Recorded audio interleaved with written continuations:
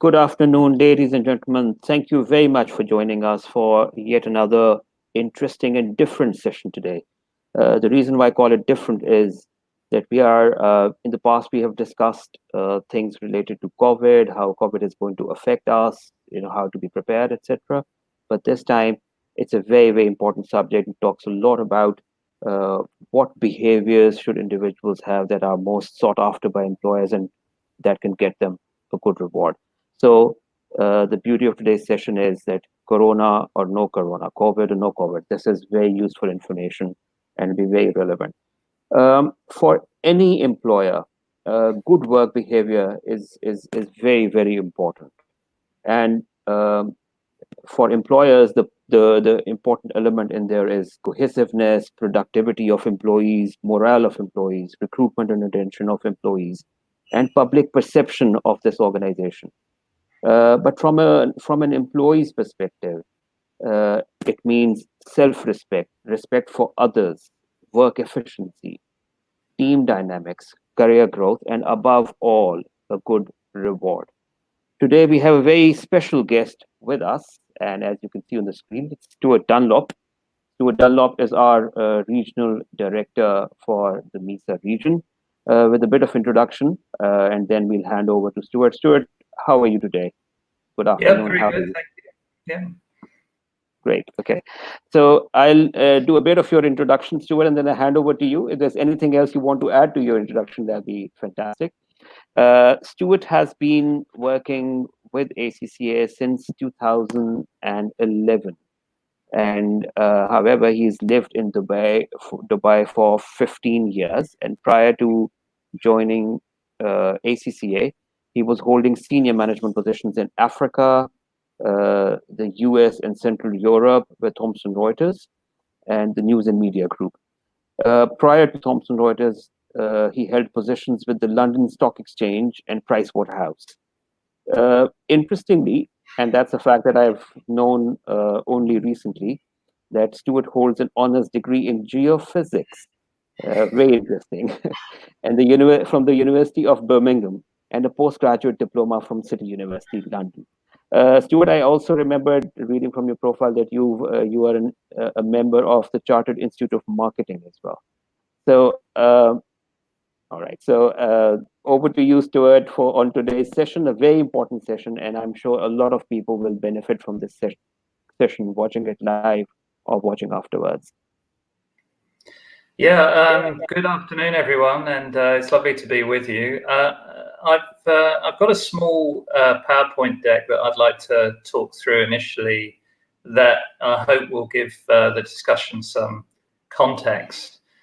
What I would say is I don't claim to have all the answers by any stretch of the imagination, but as Haroon pointed out, I have been fortunate enough to work in a number of different cultures and countries in my career, and one of the things that has given me an opportunity to do is see different workplace behaviors in action. What works, what's different, what doesn't work, and what holds people back and gets people forward. And how we define going backwards and forwards, we can look at it in different ways, and I'll touch on that briefly in the presentation as we run through it. And then I hope some of our discussion later will be insightful and useful for you in your own careers. So without further ado, and the guys will pull me up if we're having any technical glitches, I'd like to just run through a very brief sort of scene setting deck for you. So I'm going to move through. I'm hoping what you can see in front of you now, and guys, perhaps you can confirm, is 3 images, which are a very nice mansion, not my home, I hasten to add, on the left, a rather nice Rolls Royce in the middle, and then 4 people who perhaps have experienced a more spiritual moment. And I think, the point really here is when we talk particularly about reward, we have to be clear, we have to be honest with ourselves about what the rewards we're seeking are. it's very easy to jump to an immediate assumption that what we all want is to earn more money and to live in a nice house or drive a flashy car. But one of the things I've found very rewarding about visiting Pakistan over the years is how many, particularly ACCA members I've met, who have chosen to forge careers working with disenfranchised members of the community, working in healthcare, giving something back to the country. And for them, that is their reward. And I think that's an important piece of sort of self-knowledge that one needs to have when we come to think about this whole discussion, is that reward is different things to different people. And I'm certainly not passing judgment on one person as opposed to another, but it's important to recognize that. If we move on, and this is an interesting slide and something for you guys to think about, is that I want you to think about this from a personal perspective first, is that when we're talking about what behaviors are going to drive, improved reward, which is the purpose of today's discussion, as an individual, I think it's very important that, you start from the perspective of, well, what is it I want to achieve? We are all different. And you may feel your purpose in life is very different to the next man in the queue. So I think it starts with being honest with yourself about, why am I here? Before you rapidly move on to, well, what is it that I want to achieve? And clarity here in these first two areas, I think, is very happy to happiness, let alone to professional reward. When you've got these why and what things figured out, I think it does become a lot easier to start thinking about the how. And clearly, I'm a regional director with ACCA. We would argue there's a very tangible way of finding a route to whatever it is you may choose. If you are interested in the finance world and the world of professional accountancy, then ACCA might be a route for you. It might be part of the hard skills that one needs to, improve one's life. But there are very many other behaviors and skills that you need to potentially get you to where you want to be. And this is what we're calling out here as the X factor, which is the behavioral skills that I've seen, perhaps you've seen, are absolutely vital to commercial success and personal success. Now, this is an interesting slide because I've asked you to think about this in a personal capacity. It's certainly how I've thought about, my own journey in a personal capacity. But I can tell you that this is exactly what companies do and corporations do. And you may well be aware of that. Those members and fellows who have joined the call may be very aware that this is what strategy setting is all about from a corporate perspective. It is about being very clear about the purpose of the organization, the vision of the organization, how we're going to actually achieve that vision, and then what the culture of the organization is, the behaviors we expect to see that are actually going to sort of drive us, the values of the organization that are going to drive us, make us successful in our strategy. And there's no reason why, as an individual, you can't use the same toolkit as corporates do to find a route to success, I would say. Now, I just wanted to digress briefly. The purpose of today's discussion is not to pitch what ACCA is doing per se, but I did just want to reinforce the importance of behaviours because, I'll explain a bit more later, but this is ACCA's behaviour framework. And it's recently been updated to support our new 2025 strategy. And you can see within the organisation, we're focusing on 3 behaviours: inclusion, integrity, and innovation. And we'll look at the behaviours that are within those 3 values, I suppose, in a moment.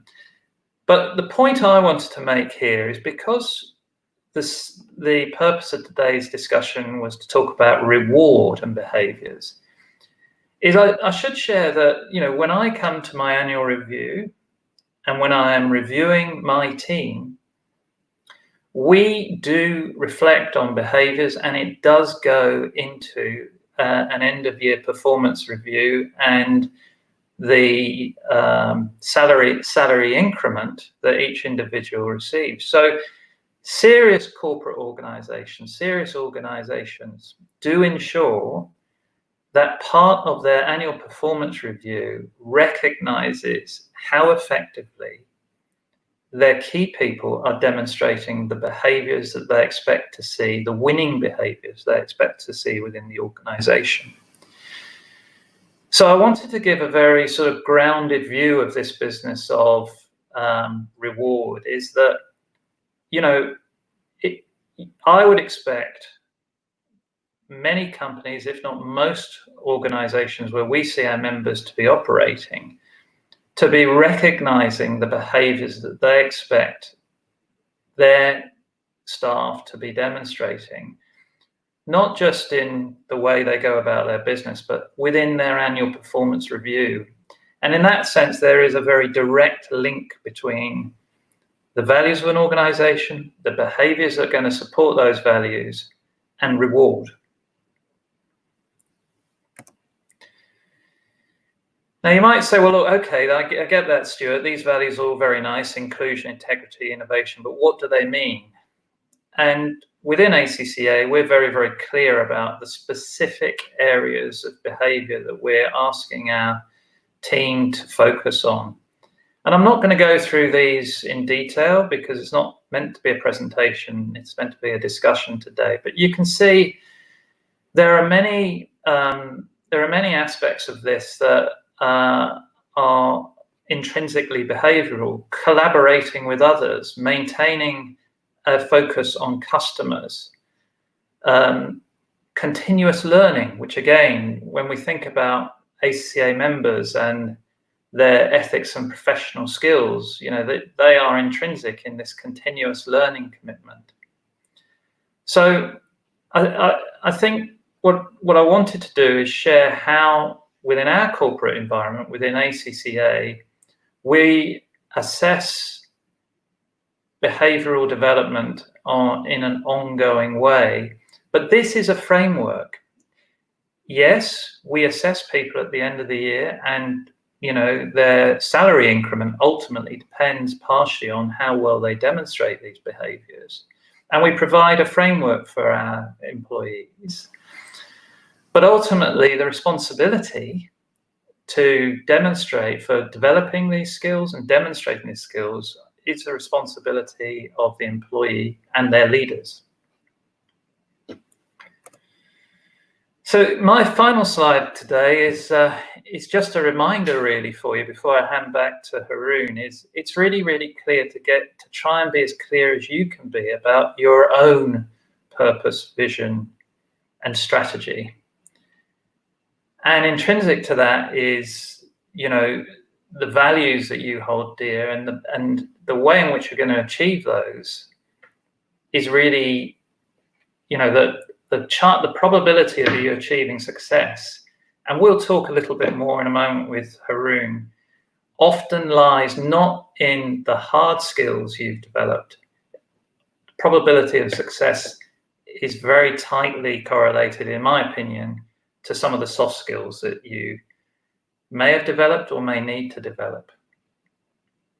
So Haroon, that's all I have to say by way of setting the scene. Can I maybe hand it back to you? Yes, thank you very much, Stuart, and a very nice beginning to the session. Thank you for setting the scene. Just a couple of announcements that I want to make before we go on with the questions. Today's session is being broadcasted live on ACCA Pakistan's Facebook page, ACCA Sri Lanka Facebook page, as well as on ACCA's YouTube channel. In addition, I can see from the messages that a number of people are sharing this session live on their own Facebook pages as well. So thank you very much for that. Moving on to questions, and Stuart, I know for a fact that all the people are going to ask a number of questions because this topic is it has such relevance that a lot of people will find it interesting and they'll ask questions. We'll divide our discussion into two broad segments. One is from the standpoint of an employee, and the other is from the standpoint of an organization, of a leader, or of the employer. So we'll begin with the employee's perspective. And Stuart, my first question to you is about the skills that you've mentioned, the behaviors that you've mentioned. Which particular behaviors are the most sought after by employers? So if I, as an individual working in an organization or going to work for an organization, what should I be prepared for? And what should I expect that my organization is expecting back from me? Right. Well, I think we're going to come on later, Haroon, to talk about, how you demonstrate these behaviors. But to answer your question specifically, for me, at least, as an employer and based on my career, I think first and foremost, focus, a demonstrable ability to understand and focus on the customer. I mean, that customer focused mindset is really, really important, whatever business you're in. So I would certainly say customer focus. I'm thinking of people I've interviewed and the skills I'm looking for, certainly customer focus. I think for me, very much it's about also demonstrating an ability to work in a team, and not just the immediate team, to be able to collaborate with colleagues in different parts of an organization. And so part of that is recognizing differences in people, being able to flex style, demonstrating that you can flex your style depending on colleagues. And that might be cultural differences, it might be gender differences, it might be recognizing that you're dealing with people of different ages. So these are things that are very, very important behaviors I'd like to see. Personally, I think it's very easy to lose sight of the fact that I'm looking for people who can demonstrate, if you like, an outcome-focused mentality. And Haroon, you'll recognize this from our own discussions, I'm wary of people who want to demonstrate that they've done a task,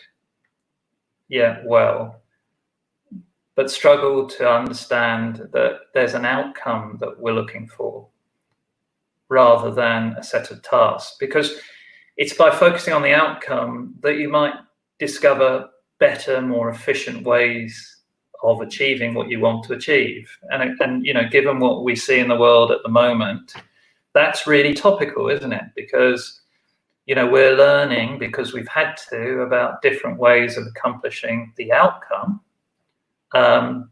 whether it's using digital technologies or innovative ways of, communicating or collaborating. So I think that outcome-focused behavior is also really, really important.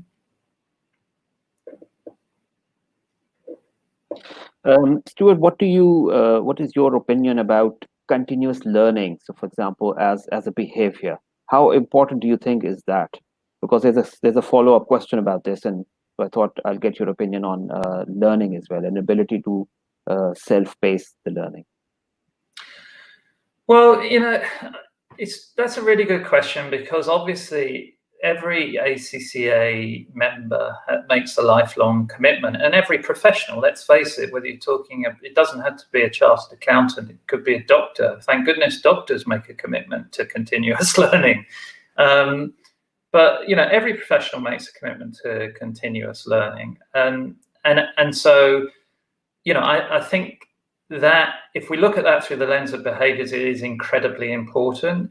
But for me, in a way, I look at that as a two sides of a coin, in the sense that one of the realities of my career, and it's not going to change, is that change itself is just huge in the corporate world.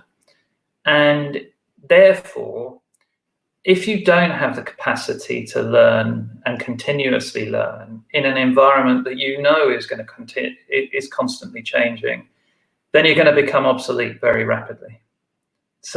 So the whole continuous learning thing, in my mind, is linked a little bit to the fact that, the world, the workplace, your competitors, your products are changing at a more and more rapid pace. So you have to be able to learn continuously and on the job. Yeah, thank you very much. That's a very important quality or behavior that I think employees must focus on. Stuart, continuing with our discussion on behaviors, and for an individual, if the person is self-assessing, or if it's an organization trying to assess whether the individual is demonstrating those behaviors, are there some positive indicators or some warning signs that individuals can pick up and say, oh, I am missing this particular behavior, and this is a warning sign? Can you give a few examples as well, because that's very, very important for one to understand, while self-reflecting on behaviors. Well, look, I mean, there's a lot in that question. So I think that, again, it's a two-sided question. But if I think about corporate environments where you expect to see positive, in my career, you can usually walk into an environment and whether it's a positive environment. So I'm talking almost about the office or the workplace. And funny enough, and I'm not being trivial about this, one thing I always think is positive is noise. Now, clearly, I'm not talking about a manager shouting at people, but I'm talking about if you walk into an office and you're hearing lots of people talking to one another, shouting across the desk to say, oh, have you heard so-and-so said this, Wasim said that? Usually that's a very positive thing. So I think noise is a quite interesting business barometer, if you like. A buzzing office, is it? Yeah, exactly. People feel free. And this is a really big thing, I think, positive and negative. People feel free to give and receive feedback. And we've talked about this, Haroon, within our management team, is, are we really brave enough to certainly receive feedback from people? And that sort of leads me on a little bit to positive and negative indicators, is that, you do need a certain emotional quotient to do that, to be really, really honest with yourself about, what are my strengths and weaknesses? What are the behaviors I'm good at? What things do I think I can demonstrate? What do I think I might need to develop? And it's quite difficult to step out with yourself and think objectively about that. And I am going to do a little bit of a pitch here, just because I think it's one of the best pieces of work ACCA has done while I've worked with the organisation, which was, you'll remember this, Haroon, this thing about the 7 quotients. Yeah. So these were, for the audience, ACCA did a great piece of work about 3 years ago now, looking at, the 7 quotients of success, really, and reflecting on, and this is all about professional skills, the professional skills we need in the workplace. Yes, IQ is important, but as important is EQ. And I really would encourage people to go and have a look at the ACCA website and have a look at those 7 quotients. Experience is important. Digital familiarity is important, but in amongst all of that is EQ and this ability to understand, how how effectively you are collaborating with others, I would say. So the warning signs, coming back to your question, what I see as warning signs is when colleagues, the first reaction to change is challenge. When I see managers not demonstrating the behaviors you would expect of leaders, so things like taking the initiative, being prepared to experiment, being candid with one another. These are things that, you know, they're almost like health checks when you look at those things and think, well, you know, that's not so great. Does that make sense? Yeah. So this was from a line manager's perspective as well as from an employer's perspective. Well, absolutely, because I think, you know, this does come back again to, you know, being self-aware, doesn't it? Is if you feel your first reaction to any new idea is, you know, to criticize it, you know, you're probably not, you know, demonstrating a behavior that is necessarily going to get you ahead. If you feel you don't want to share something that you're working on, you're not collaborating, that's not necessarily a recipe for success. And don't get me wrong, I think every organization has its specialists. But being a specialist does not mean you don't have to work with others, does it? However, I think synchronizing work or synchronizing deadlines, even if you're a specialist, if your work plugs into a bigger project, I think that's still important, isn't it? Oh, yeah, absolutely. And that comes back to, you know, communication. But a lot of this is sort of mindset stuff. It's recognizing where you are in the organization, being very clear about what value you're adding. But, you know, you asked me the question of, well, what do I think are the warning signs? And I think for me, the warning signs are people, and I'm thinking of individuals now, they're people who, you know, you don't hear from them. They're not where you thought they would be at certain times. You're unsure what they've been doing. You know, people should be clear. It's not about micromanagement, but, you know, you should, people should be aware of what one another are doing, because you want to help one another in a positive environment, don't you? True. So, Stuart, let's jump on to another question, and that you know, just because we're talking about self-assessment and we're talking about people assessing, or line managers assessing others, do you think self-reviews or gap analysis, is that something that every individual must be doing very, very frequently in one's life, or should it be that every time I want to assess, I want my skills to be assessed, I want my behaviors to be assessed, should I go to my line manager? Should I go to an expert every time, to another individual, a friend? Or is it that I should sit in a quiet corner and think through my behavior and try to assess, you know, well, this is what I'm doing right. This is I'm demonstrating this particular behavior right, but this particular behavior I'm weak on. So therefore I need to improve. What is a better way? I think this is a really good question. And I do have some very, very firm advice for folks that have joined us today on this. But the immediate answer is it really does depend on the individual and what works for you. And that's absolutely fine. You know, I happen to be somebody who absolutely hates being coached. I don't like it. I used to play a lot of sport.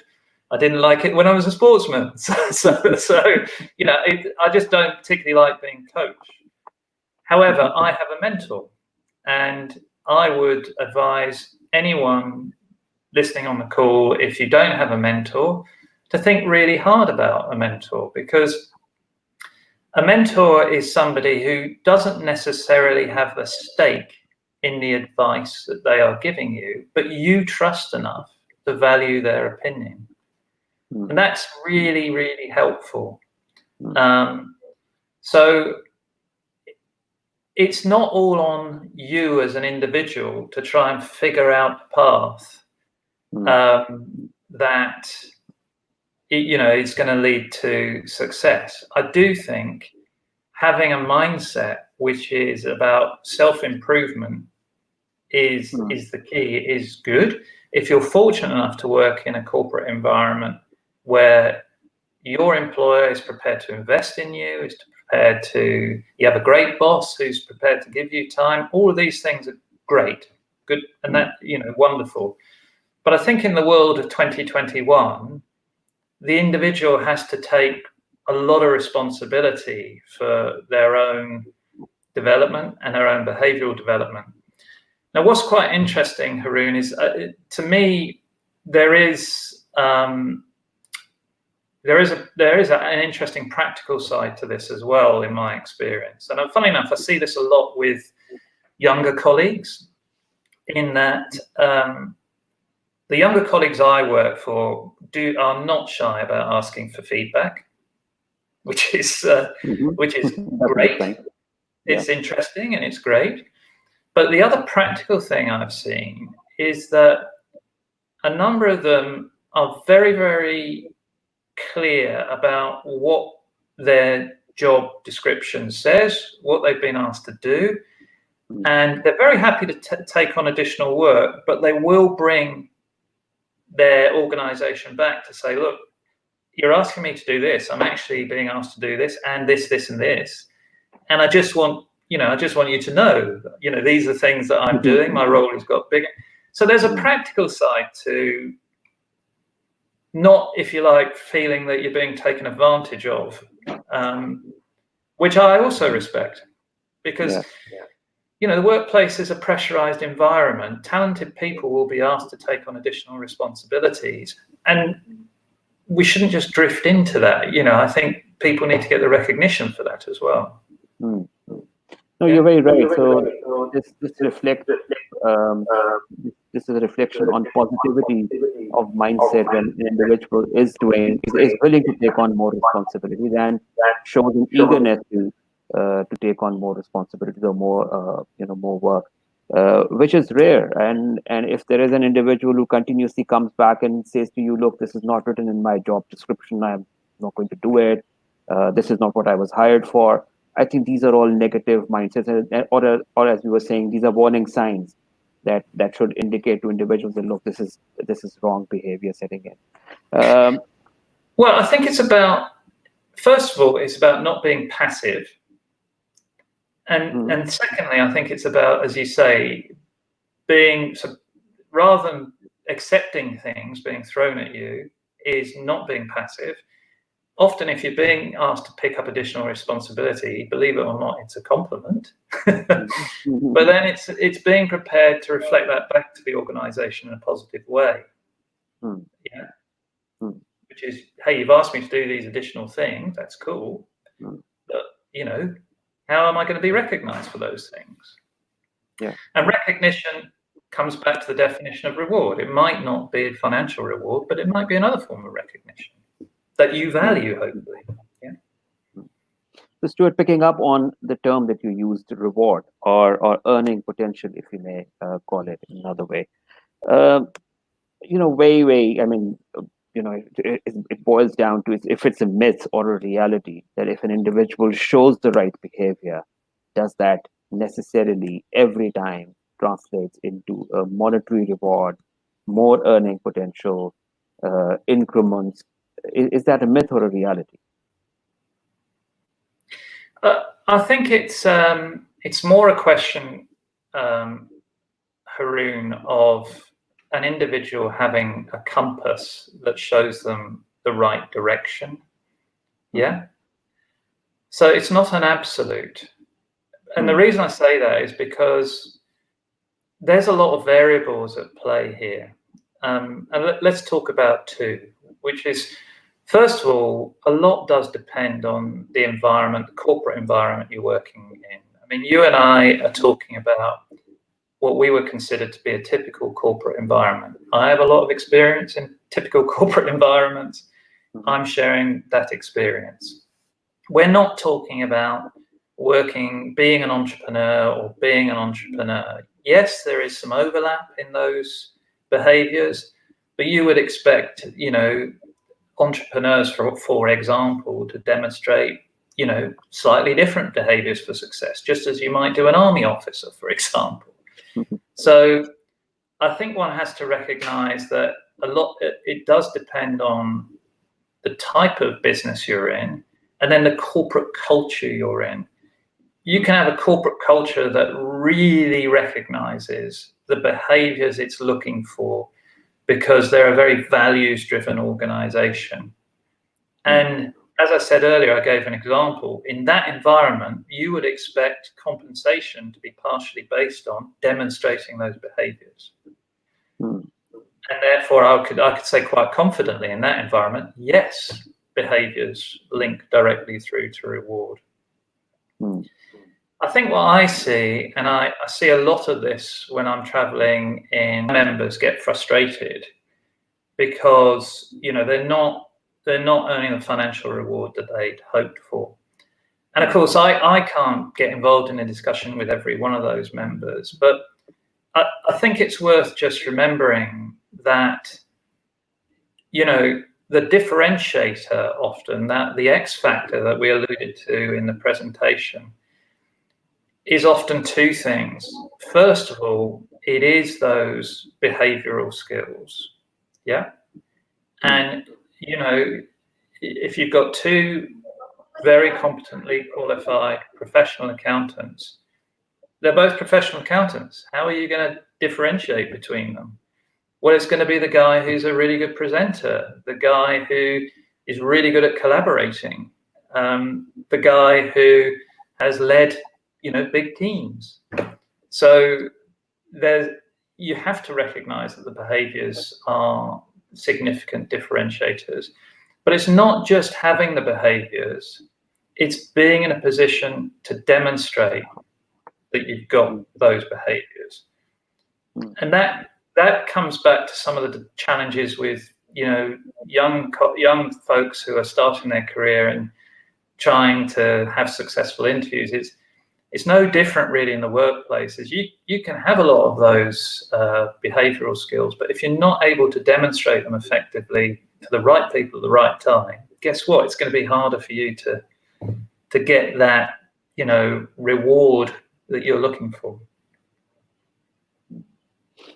Very right. Yeah. All right. If I can summarize a few points, really important points that you made. So when you're talking about self-reviews and or gap analysis, unless there is a blind spot, in your vision, you should be able to do a self-reflection or do a self-gap analysis. But you should never shy off going to a mentor, or you should rather have a mentor who could give you another perspective on your behaviors.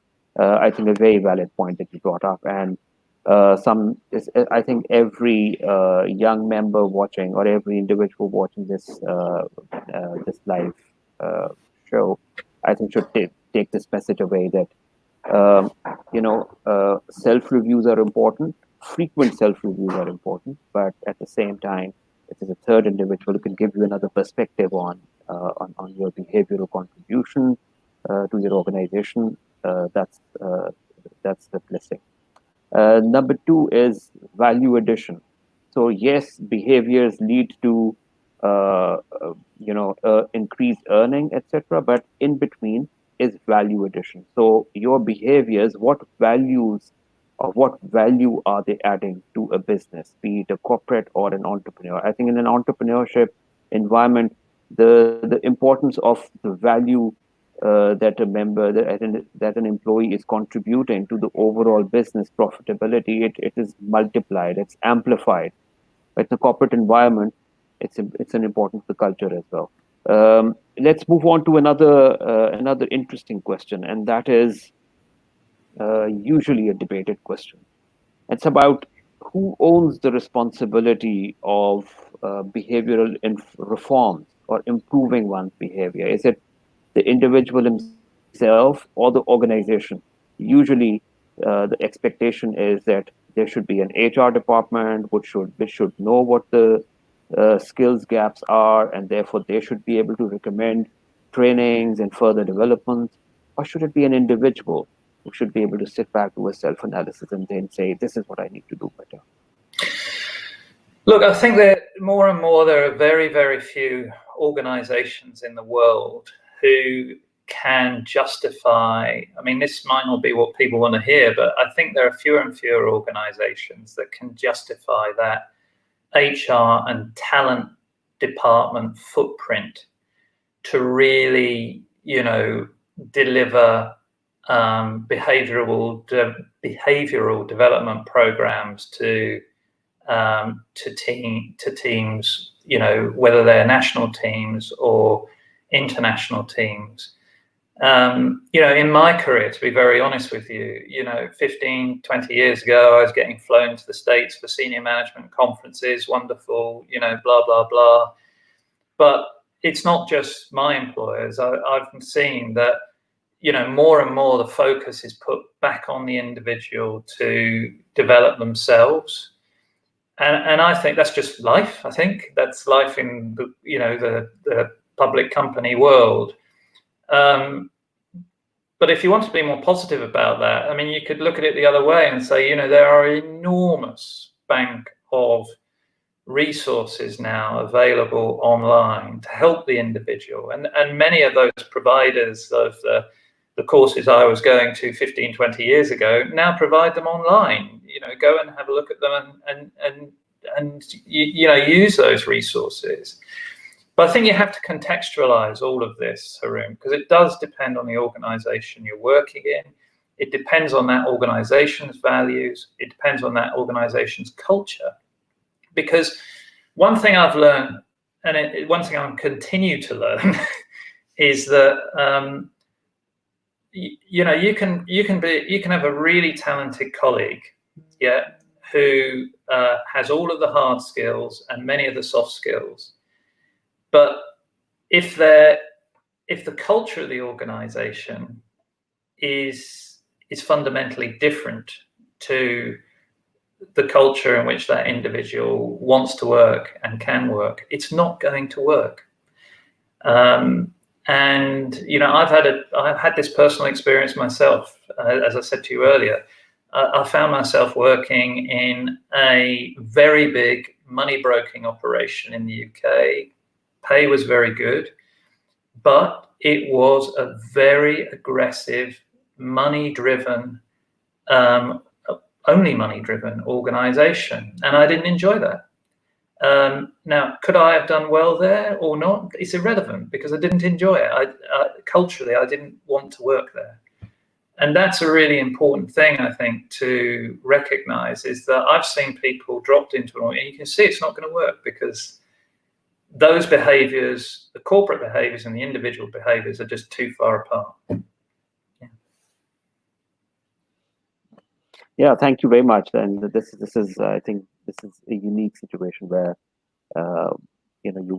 you found yourself a misfit in an organization. And Stuart, in such a situation, what is the best course of action? I mean, I'm sure a number of individuals come across such situations in their lifetime, and they're either not being rewarded appropriately, if in their minds they think they're adding more value, but they're not being rewarded, or they think they're not in the right place. Is it okay to step back and then try another organization, another role within the same organization or outside that organization, and look at another perspective of showing better results? What do you think? Is it okay doing so? Yeah, look, I think it's okay doing that. I mean, I'm very aware, I've been to Pakistan, as you know, Haroon, many times, and I'm very aware that, the workplace can be challenging, and there are not necessarily the volume of jobs that we would ideally want to see our members involved in. So I'm very aware that you don't just sort of throw it in and say, I'm going to find something else that pays me twice as much. I wish it was, but I'm aware that it's not like that. But I think it does go all the way back to that first slide I showed, which was about purpose and then, values, strategy. Is, what I've learned leading teams in my career is I don't have the right to ask someone to change their personality. Yeah, and I wouldn't. I do have the right at work to ask them to change their behaviors. And some people can, and some people can't. That's the point at which they need, if I've asked someone to change their behaviors to be more successful, that's the point at which they need to decide whether they want to do it or whether they would be better off somewhere else. And that's the grown-up thought process I think everyone needs to have, is I'm either prepared to change my behaviors or I'm not. And if you're not, then you're not going to succeed. And it's as simple as that. And you do need to go away, reflect, and think about where you might be happier ultimately, because I'm a very strong believer, it sounds all happy clappy, but I am a very strong believer that if you're happy, you will be more successful, you'll be more productive, and you'll do better. Okay, thank you very much for this, Stuart. Now, let's digress a bit towards skills also. And these specific kind of skills that we will talk about are commonly known as transferable skills. So, Stuart, from your knowledge, what are some of the transferable skills, and why is it important that while you're progressing in an organization and you're learning their culture, their norms, etc., you should also focus on some transferable skills? Yeah. So there's a quite straightforward answer, Haroon. I think you can boil those skills down into two buckets. There are hard skills that you acquire and you will take with you around the world. If you come from a sales and marketing background, it might be sales management, how to manage commission schemes. ACCA, we deal with professional accountants. If you've got a professional qualification, that is a fantastic skill to be able to walk into an interview with. So there are hard skills, and we would always advise that people with the ability to acquire them, get them, because they certainly do open doors. I've no doubt about that. And then there are softer skills that we've touched on quite a bit here, and communication, time management, initiative, teamwork, adaptability, resilience, all of these things. And why are they so important? Because the workplace is, it is very fluid now. I don't think it helps a number of my Pakistani colleagues to think about hierarchies and, right, I've got this job, I'll do the 2 years, I'll do this job, I'll do that for 3 years, I'll do this job. The world has moved beyond that. There is a mentality, I understand why it exists in a number of parts of the world, that careers are still about hierarchies. It's not.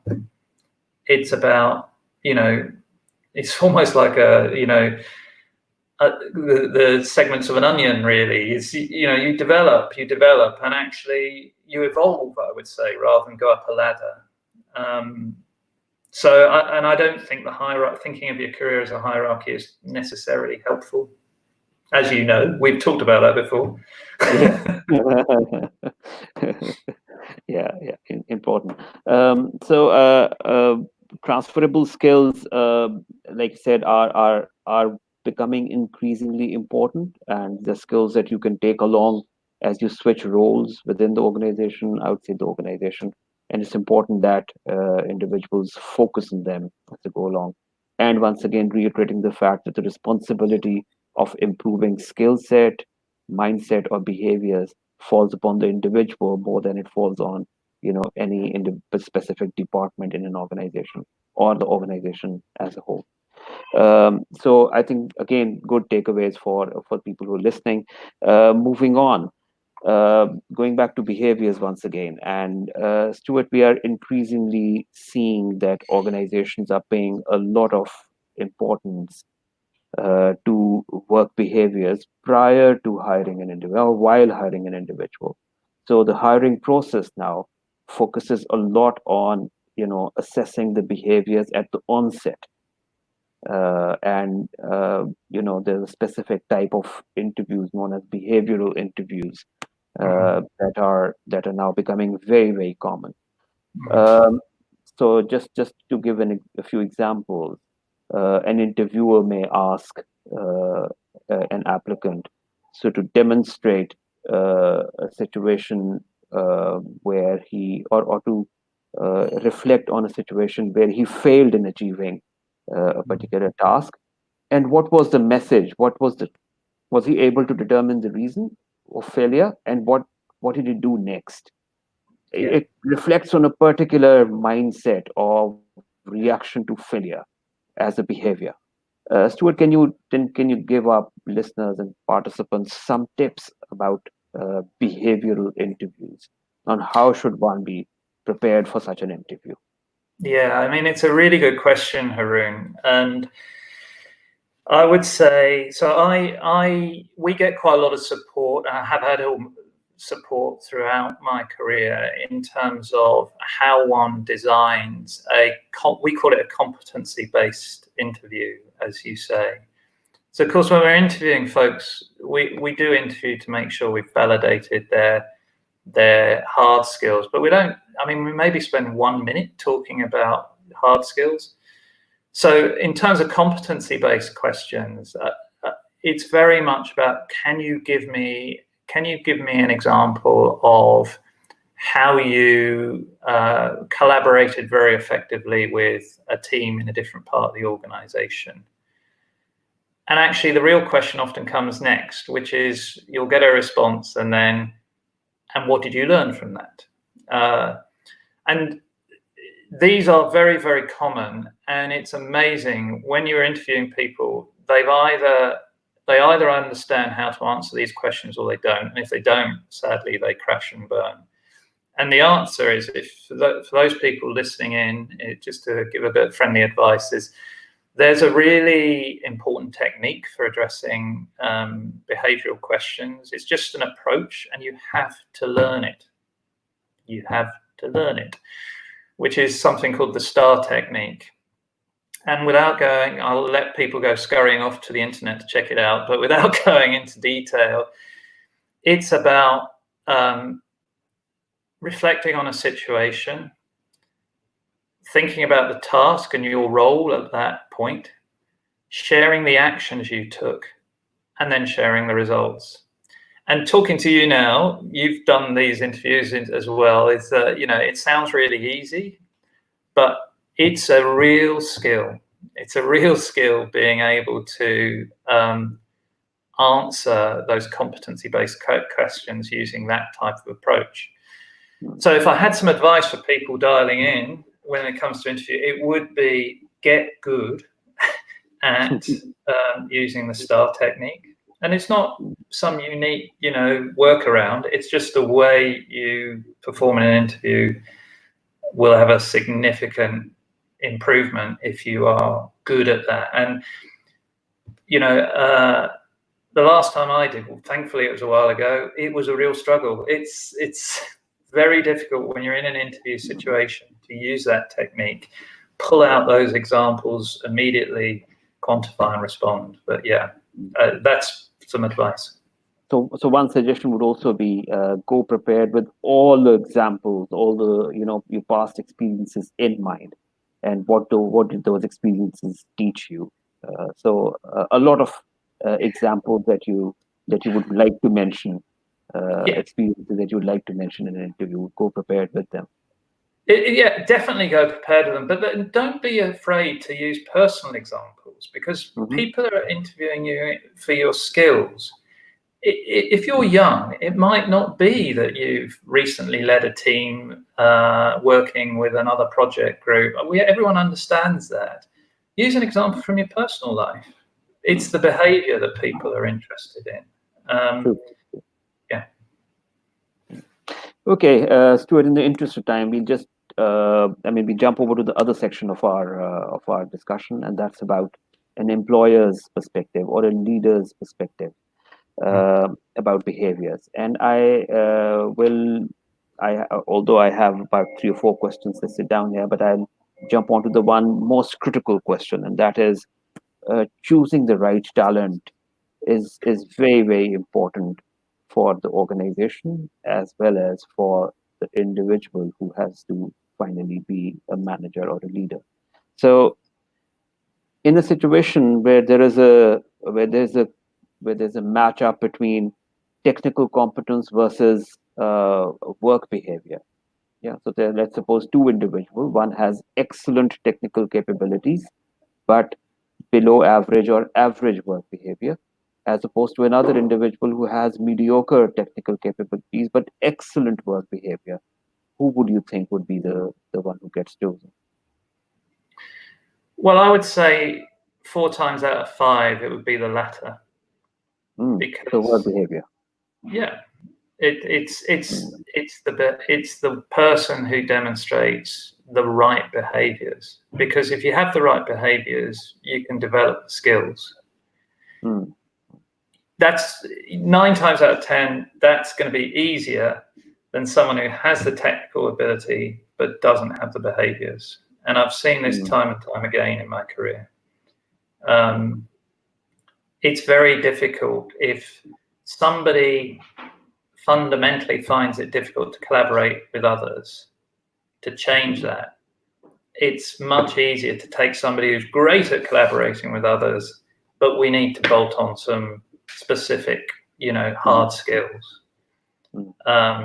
So yeah, I mean, I think that's definitely the way I would look at it. And as I've got older, and I'm not too old, but as I got older, you realize that life's not a rehearsal, and you want to work with people that you enjoy working with.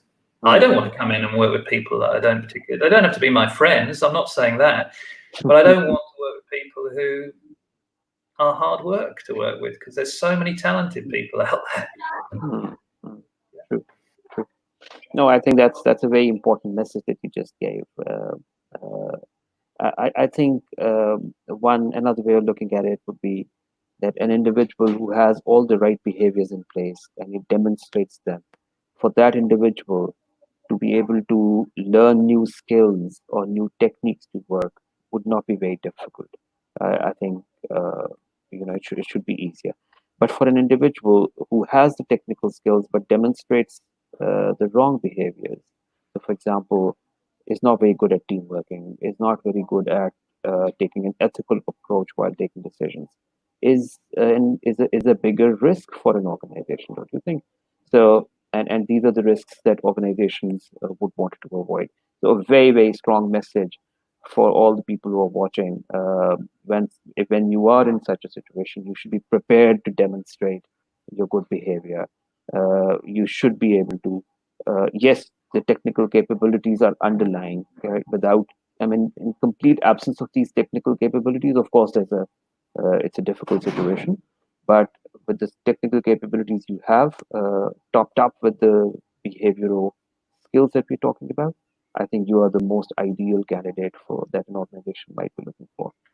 And I think, Haroon, I just wanted to add something, because you did touch there on ethicality. And, obviously I would mention that because at ACCA, we place so much emphasis on our members behaving ethically, and, part of the qualification is built around ethicality. But you know what? I mean, I've had situations where individuals in my team have come forward and said, look, this and this has happened. I'm a bit concerned.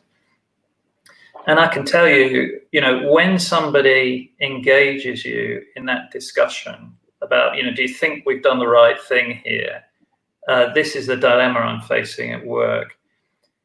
The amount of trust that builds within the team is enormous, because you think, well, look, this person is being right up front with me.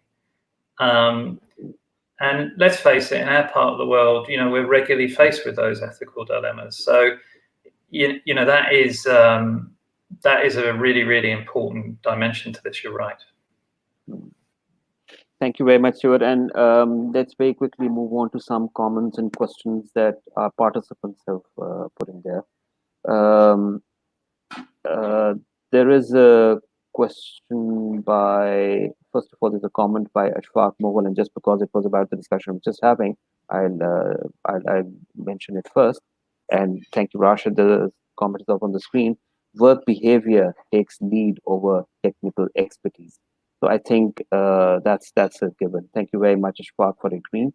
There's a question by Yashiro, and the question is, regarding collaboration, what would you suggest when seniors are deliberately not welcoming in synergy because they seem to be threatened, uh, uh, or they get intimidated?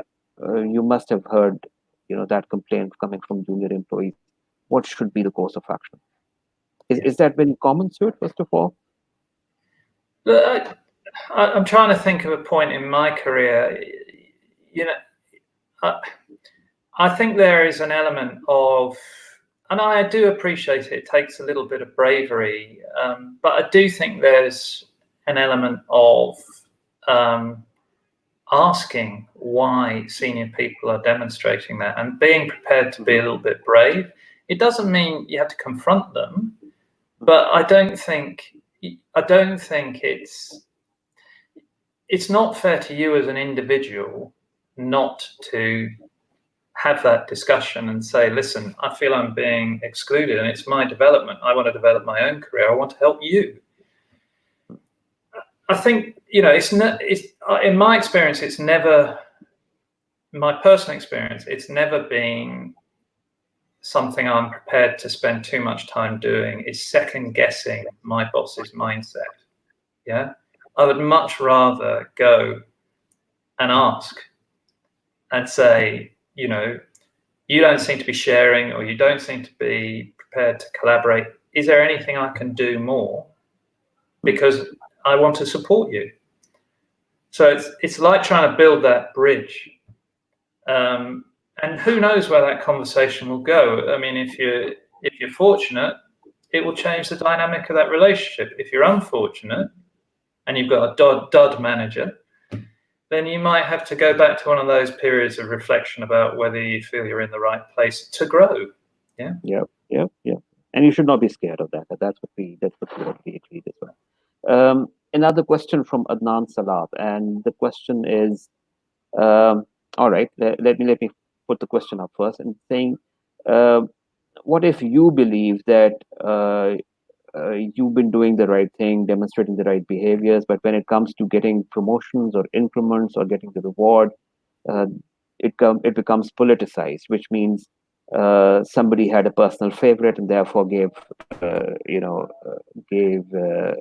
better opportunity to that individual, whereas you thought that you had been demonstrating all those skills all along the year. So, Stuart, if you reflect on this in terms of the communication as a behavior, skills to communicate as a behavior, whether you've been able to effectively share with the organization what your contribution has been, right? What would your viewpoint be on that? Look, we did touch on this during the discussion. I think that first and foremost, you do need to be rigorous, really honest with yourself about whether you feel you have adequately demonstrated those winning behaviors. What I see, and I'm not implying this is the case here with the questioner, just before I come across as rude, I don't mean that at all. What I often see is a disconnect between people's own perceptions and the impact they're actually having, which is why I'm calling it out. The only way you can move forward with that is to have that conversation with your boss, and I think it's about, and I have done this before in my career, I think it's all about how you frame that discussion. Is if you go in and say, listen, from what I can see, I've demonstrated all these behaviors and yet this chap's got the job and I haven't, why not?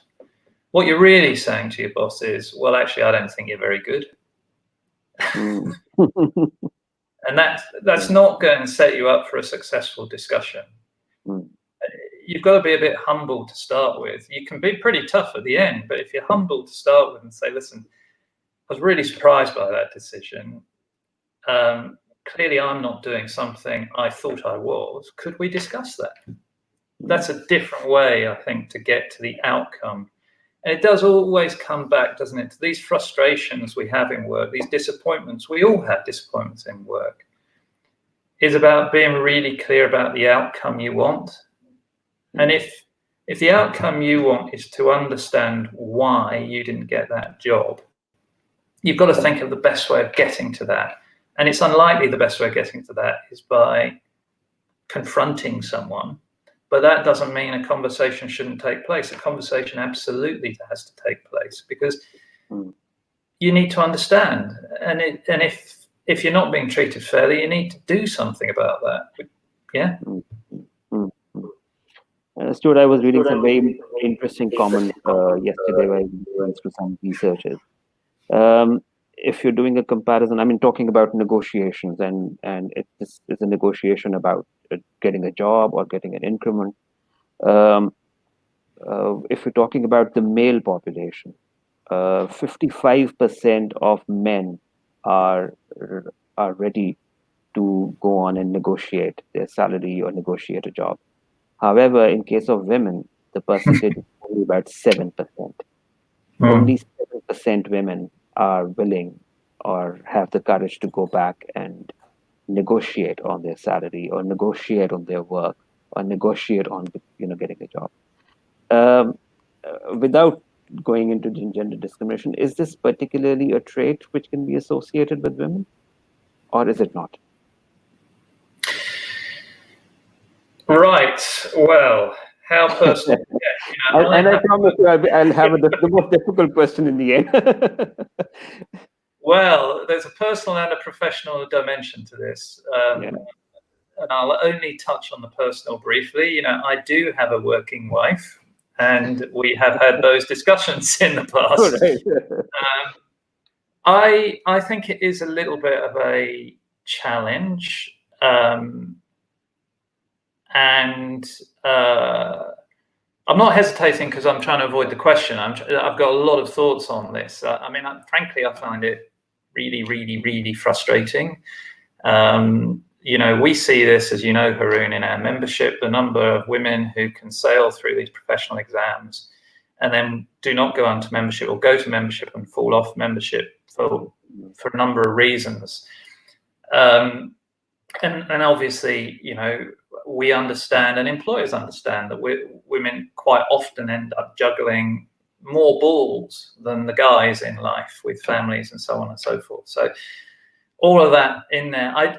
I do think that I don't underestimate the cultural challenge here, but I do think that there is an issue with women being prepared to demand what they are entitled to.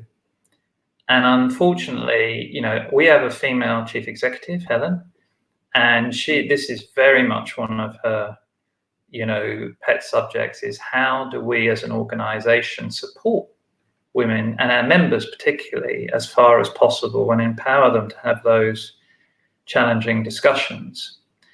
It will happen. It's just a question of how quickly it happens. But certainly, as you know, within ACCA, we create things like the Women in Finance forums to allow women to network and support one another. And I'm not Pakistani, but I have been coming there, as you know, Haroon, for well over 6 years. I am a very strong believer that Pakistan will not realize its full potential unless or until women are recognized more fully in the workplace. And part of recognition, as you implied, is reward. Yeah. Mm-hmm. And part of that is about being courageous and asking for what you feel you deserve. Yeah. Yeah. And this research also goes on to conclude that a big percentage of people who have the courage to negotiate do end up getting what they're negotiating for. So I mean, compare that with an individual who just stayed back and did not communicate well or did not have the courage to negotiate. This individual who got the piece of the pie, was fortunate. Yeah. Well, yeah, look, I mean, it is interesting because, as you said earlier, I live in the UAE, and now the government has come out and stepped in. Every listed corporate in the UAE must have a female board member. So you do see countries now having to resort to legislation to actually drive this process. And there are many networking groups here. I'm not sure whether they exist in Pakistan, but certainly I know we at ACCA have held women in finance events before. I think building those networks is really, really important to help women build the confidence in those discussions with their employers.